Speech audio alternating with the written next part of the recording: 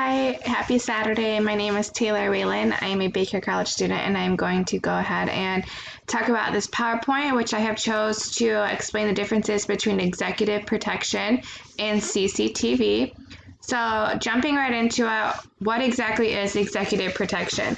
When I think of executive protection, I automatically think of like the president and the motor brigade.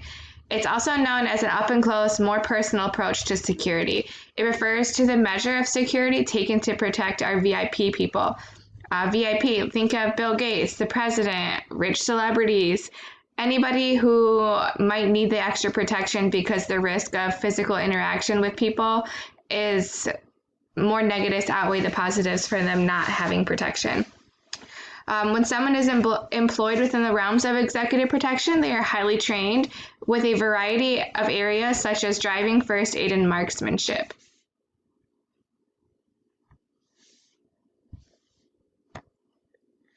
CCTV is also known as closed circuit television, and we see this everywhere. This is kind of the reason that I chose to talk about this, because it is in our homes, in our businesses, day-to-day lives, traffic signs, it is everywhere. And I don't think that everybody is fully aware and knows what is going on. So CCTV is a type of security that monitors and enables you to keep a watchful eye around your personal property or business. It contains monitors and cameras that allow you to view actual events in real time and record that footage for later use. This can include security devices that record both visual and audio and can allow multiple devices to set up in a wide variety of spaces. Some of this technology is getting so advanced that it allows us to have facial recognition software to where if you're walking into business, it can scan your face and know who you are. And we'll get to a little bit more of that later.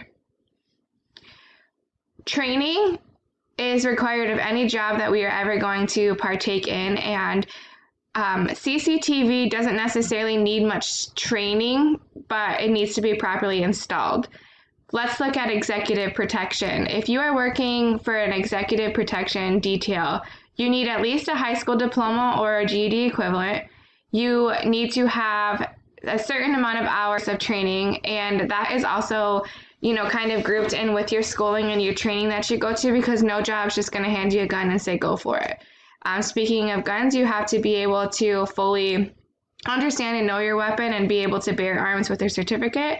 And you need effective communication, both verbally and your body language. Communication is very important in any aspect of any job, our personal lives, but more importantly, it's really important in the realms of security.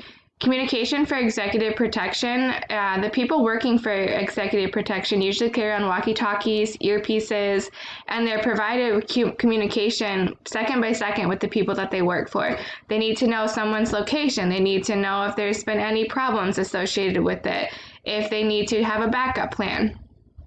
Paperwork is usually associated with every single job that we ever have, so I'm going to go ahead and assume that even the people within executive protection are going to have to write up reports and file the day-to-day stuff that happened, just so their bosses can know that everything went smoothly or didn't go smoothly. Working on a team is highly efficient and the best way for them to properly take care of the individuals they are protecting. When it comes to CCTVs, they're electronic and they don't require the same amount of work and communication that executive professionals need to demonstrate. However, if there is an event or situation that was to happen that was caught on the CCTV, paperwork would probably be filed and completed. This person on this date walked into this store and did this, so on and so on. You get the drift. Body language. Body language is very important in communication. Whether you think you're portraying a message or you're not portraying a message, what are you not saying? Think about the way that you view people who are standing like this. You usually automatically associate them with being mean or bad, or they have something that they're upset about. When you see somebody going like this, they're sad, they're not happy. It all says a lot about your personality, and for the most part, your body language is what somebody is going to judge their first impression of you as. For executive protection, if they see you, lollygagging around, they're not going to think that you're serious, and they're going to think they can get away with whatever they want. So body language is highly important in security and your day-to-day life. Technology is something that we have grown drastically in the last few years. Based on when I was a child, we didn't have the type of technology that we have now. So it's really astonishing to see where we are now. However, regarding executive protection, there are technical issues that could be present. A earpiece could malfunction, phones, all of this technology, you can't live with it, but you can't live without it. So it's kind of a dual-edged sword here. Earpieces, phones, oral communication, and walkie-talkies are also part of the job. It is very easy for that technology to be compromised, and in the security field, we rely on this technology to help us visualize and communicate with our coworkers when in the process of providing security. So just think, all of this, the technology that we have and what it's used for and how it's applied to our security. Legal issues, let's go back a few steps and talk about our CCTV and the facial recognition software. There have been many articles and opinions asking if this is infringing upon our rights.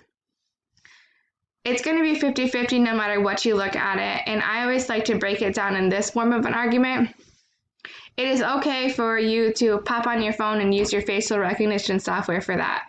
That is pretty much giving the right for every other type of security to, have your facial imprint for them to see. So it just kind of goes back to we really need to be careful with our own personal technology and how we use it because we aren't really sure of the implications that it could have moving forward. When is it acceptable? This is a really tough question, and I don't really know the answer. I would say that each person is going to be different. I personally have never committed any crimes, don't plan on committing any crimes, so I don't see the issue with my face being recognized in software. Others may have different opinions. Thank you so much for coming with me today and talking a little bit about this, and I hope you enjoyed the presentation.